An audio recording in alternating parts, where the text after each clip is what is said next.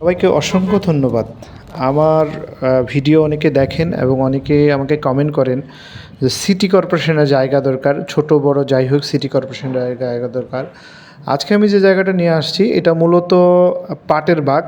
আপনারা পাটের বাগ যারা চেনেন, যাত্রাবাড়ি হয়ে ড্যামরার দিকে যেতে জনতা মার্কেটের পাশাপাশি এই পাটের বাগ, সেটা অনেকটা শনির আখড়া দিয়েও অনেক ঢোকা যায়।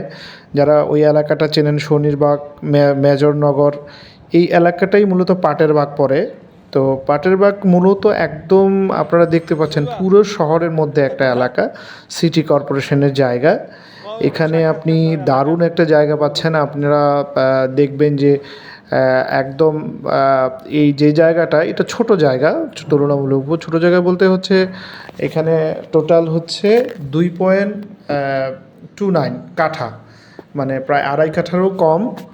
তো এখানে টোটাল 3 কাঠা জায়গা ছিল, কিন্তু রাস্তা বাড়ার কারণে এখন টোটাল 2 কাঠা হয়ে গেছে। কিন্তু জায়গাটার একটা বিশেষত্ব হচ্ছে এটা একটা মোড়ের মতো বলতে আপনারা দেখতে পাচ্ছেন এর 3 পাশ দিয়েই কিন্তু রাস্তা, মানে এই জায়গাটার পুরো 3 পাশ দিয়ে রাস্তা আর এক পাশে শুধুমাত্র বাড়িঘর।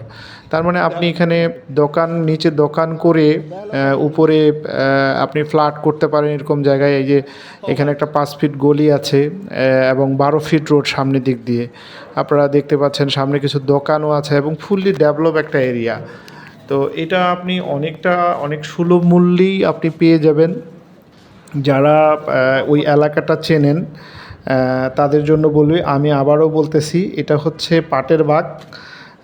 পাটের বাগটা মূলত হচ্ছে যাত্রাবাড়ি থেকে আপনি যদি ডেমরার দিকে যান, ডেমরা ফ্লাইওভার থেকে নেমে একটু সামনে আপনারা যে একটা রোড যে চলে গেছে ধলাইপাড় যে আছে, সেদিক দিয়েও যাওয়া যায়। আবার ধলাইপাড় থেকে একটু সামনে গেলে আরেকটা রোড ঢোকার আছে পাটের বাগ, সেদিক দিয়েও আপনি ঢুকতে পারেন। এখানে পাটের বাগ যে কেন্দ্রীয় মসজিদ আছে, সেই মসজিদের পাশাপাশি বলা যায় এটা একটা ক্যানেল যে আছে, সেই ক্যানেলের পাশ দিয়েই যাওয়া যায়।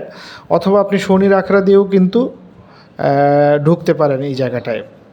তো আমার মনে হয় যারা একটু ঢাকা শহরে নিজস্ব একটা জায়গা চায়, একটু কম মূল্যে জায়গা চায়, তাদের জন্য এই জায়গাটা খুব উপযোগী ভেবে আপনার স্ক্রিনে দেওয়া নাম্বার থেকে যোগাযোগ করে আপনারা জায়গাটা পরিদর্শন করতে পারেন।